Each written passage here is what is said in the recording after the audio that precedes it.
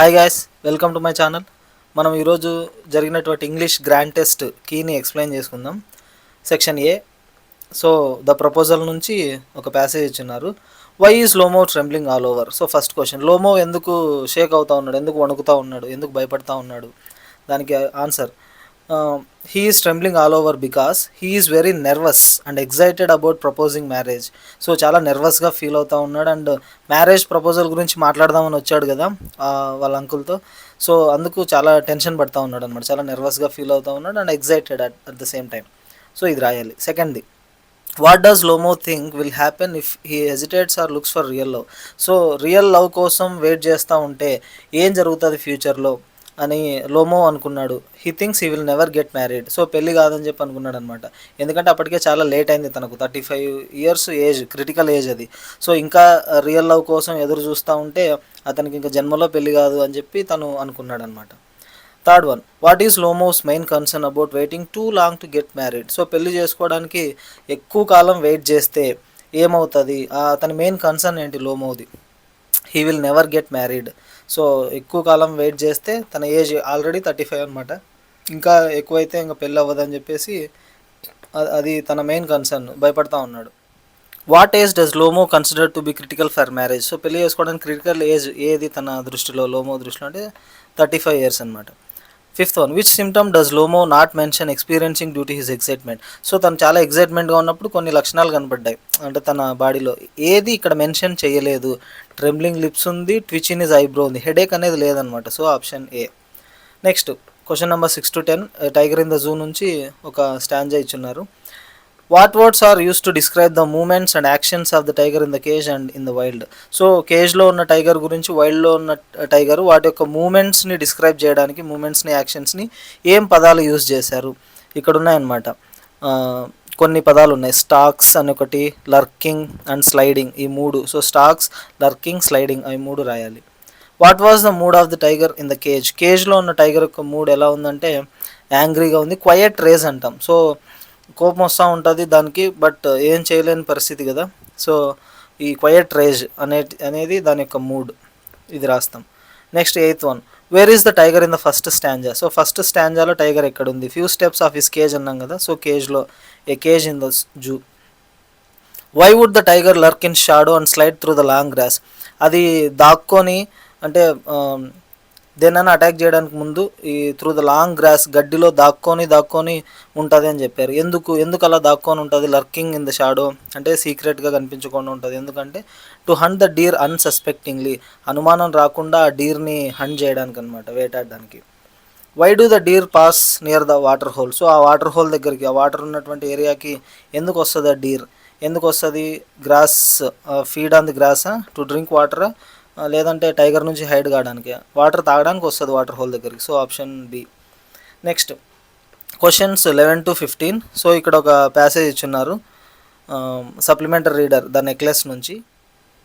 So 11th question చూద్దాం. What was the story of distress of Madam Loisel. So ఆమె యొక్క distress ఎందుకు అంత డిస్టర్బ్ మూడ్లో ఉంది, డిస్ట్రెస్ అయ్యింది ఎందుకంటే, Madam Loisel has no suitable dress or jewellery for the party. So ఆ పార్టీకి వెళ్ళడానికి ఎటువంటి డ్రెస్సు, జ్యువెలరీ లేదని చెప్పి ఆమె బాధపడతా ఉందన్నమాట. 12th, what was the speciality in Madam Forestier's jewellery. So తన ఫ్రెండ్ ఉన్నారు కదా మిస్సెస్ ఫారెస్టియర్, సో ఆమె జ్యువెలరీలో ఉన్న స్పెషాలిటీ ఏంటంటే ఇది, the jewels were made of admirable workmanship. So చాలా అద్భుతంగా వాటిని తయారు చేశారనమాట, పనితనం చాలా అద్భుతంగా ఉంది అని.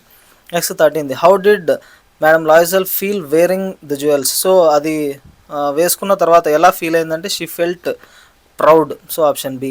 Next, what attracted Madam Loisel. So ఏం అట్రాక్ట్ చేసింది ఆమెని? అందులో నుంచి ఒక డైమండ్ నెక్లెస్ అనమాట. So option C. Next, what could be the nature of Madam Loisel according to the given passage. So తన నేచర్ ఏంటి అంటే, ఇక్కడ షీ వాజ్ గ్రీడీ. సో ఎన్ని జ్యువెల్స్ ట్రై చేసినా కూడా అన్నీ కావాలనిపిస్తుంది, ఇంకా అడుగుతూ ఉందన్నమాట, ఇంకా ఎక్కువ. సో గ్రీడీ అక్కడ. నెక్స్ట్ క్వశ్చన్ నెంబర్ 16, ఒక పై చార్ట్ ఇచ్చారు, famous movie genres in Mrs Smith's film class అని. So what does the pie chart show. ఏది చూపిస్తుందంటే ఈ టైటిల్ రాస్తాం, famous movie genres in Mrs Smith's film class అని.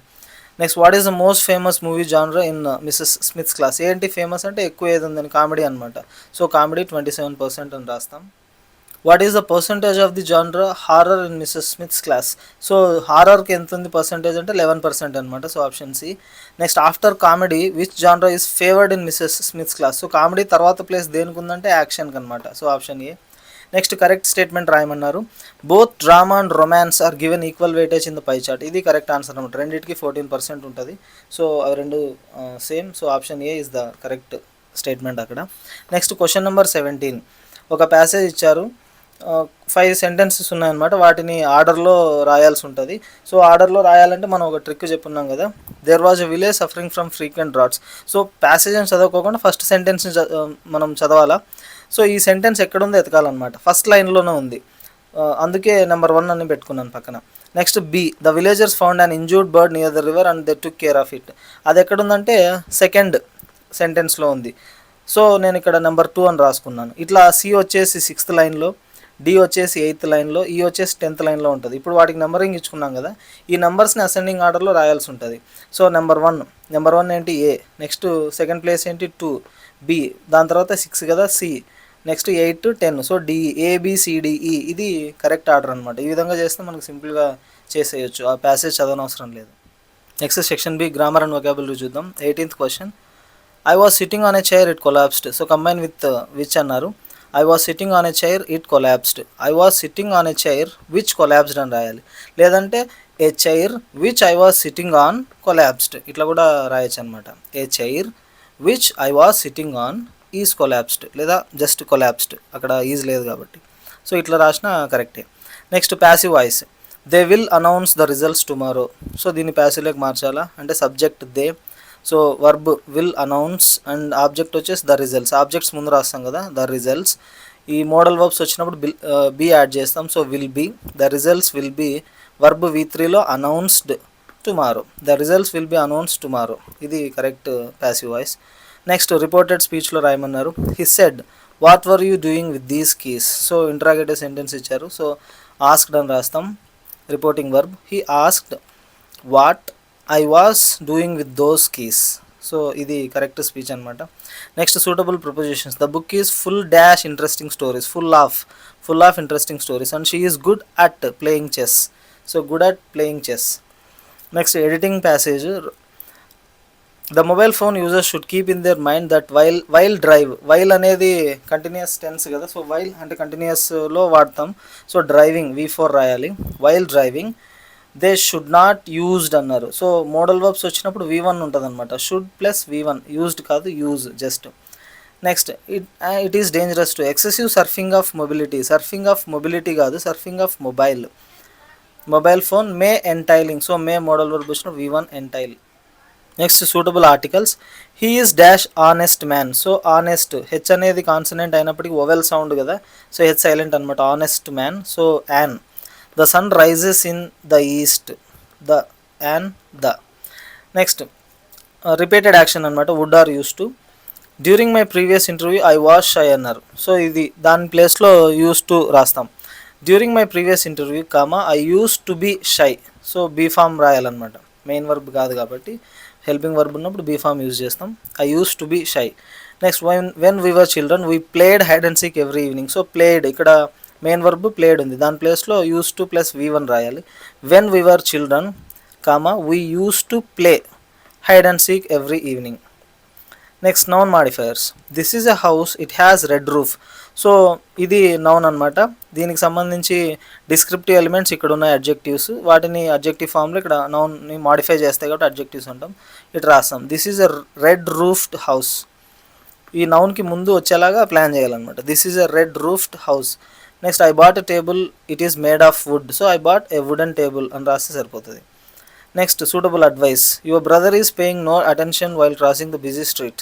So బిజీగా ఉన్న స్ట్రీట్ని దాటేటప్పుడు ఏమాత్రం అటెంటివ్గా లేడనమాట, కేరింగ్, జాగ్రత్తగా లేడు నీ బ్రదర్. అడ్వైజ్ ఇవ్వాలి, ట్రాఫిక్ రూల్స్ ఫాలో కమ్మని ఇట్లా చెప్తాం. You should follow traffic rules while crossing the busy street. చాలు 2 మార్క్స్ వస్తాయి దానికి. Next question number 27. Synonyms find out చేయాలా. సో వేలర్ అంటే ధైర్య సాహసాలు అనమాట. సో బ్రేవరీ, దానికి సూట్ అయ్యే word bravery. Next B linked means connected. So B. Next covered అంటే filled. The reason is covered with evergreen forest అన్నారు. So covered nothing but filled. Next D వచ్చేసి renowned. Renowned అంటే famous అనమాట. Passage అంతా చదివి చేస్తే చాలా ఈజీగా అర్థమవుతుంది. Next antonyms. ఫైనల్లీ అంటే చివర్లో అంటాం. సో ఇనీషియలీ అనమాట, అట్ ద బిగినింగ్ అని కూడా రాయొచ్చు. నెక్స్ట్ అండర్కి ఓవర్ అని రాయొచ్చు లేదా అబోవ్ అని రాయొచ్చు. నెక్స్ట్ వర్డ్, ప్రామిస్ చేయడం అనమాట. ప్రామిస్ని బ్రేక్ చేశాడంటాం కదా, సో V2 ఫామ్ కాబట్టి బ్రోక్. నెక్స్ట్ ఎన్లైట్మెంట్ అంటే జ్ఞానం. అజ్ఞానాన్ని ఇగ్నోరెన్స్ అంటాం, మనకు తెలియనితనాన్ని అజ్ఞానాన్ని ఇగ్నోరెన్స్ అని చెప్తాం. ఎన్లైటన్మెంట్ అంటే జ్ఞానం. Next right form of the words. Mandela's long struggle was a fight against racial. So racial adjective. So adjective ఉందంటే అడ్జెక్టివ్ ముందున్నది నౌన్ ఫామ్ అనమాట, ఎందుకంటే నౌన్కి ముందు అడ్జెక్టివ్ వస్తూ ఉంటుంది. So noun form TIY end అవుతుంది కదా, సో డిస్క్రిమినేషన్, ఇది correct answer. Next his life is an. So ఈ ఆర్టికల్స్ వచ్చినప్పుడు కూడా నౌన్ ఫామే ఉంటుంది అనమాట. ఆర్టికల్స్ తర్వాత కూడా నౌన్ ఫామ్, ఒక అడ్జెక్టివ్ తర్వాత కూడా నౌన్ ఫామ్. సో ఇన్స్పిరేషన్, ఇట్లా మనం ఫైండ్ అవుట్ చేయొచ్చు. Next prefixes and suffixes. I'm no more virtuous, OUS దానికి. Next he is lock behind the bars of prejudice spelling PRE. Wrongly spelled words, ఇక్కడ 2 wrong ఉన్నాయన్నమాట. షార్వెస్ట్ అన్నాడు, యాక్చువల్లీ అది హార్వెస్ట్. ఇంకొకటి field spelling కూడా తప్పు, FIELD. Next hunger, plough, foretell, earth. Foretell FORETELL ఉండాలి. Next 32nd question, dictionary entry. What is the part of speech of the word amiable? So amiable part of speech ఏంటంటే adjective.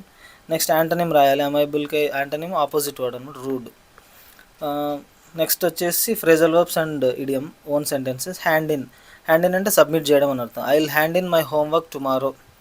Next can't bring myself to. So అంటే మనం ఏదైనా ఒక పని చేయలేకపోవడం అన్నమాట, చేయడానికి మనసు రాకపోవడం లేదా చేయడానికి చాలా ఇబ్బంది పడడం, ఇటువంటిది. I can't bring myself to tell him the sad news.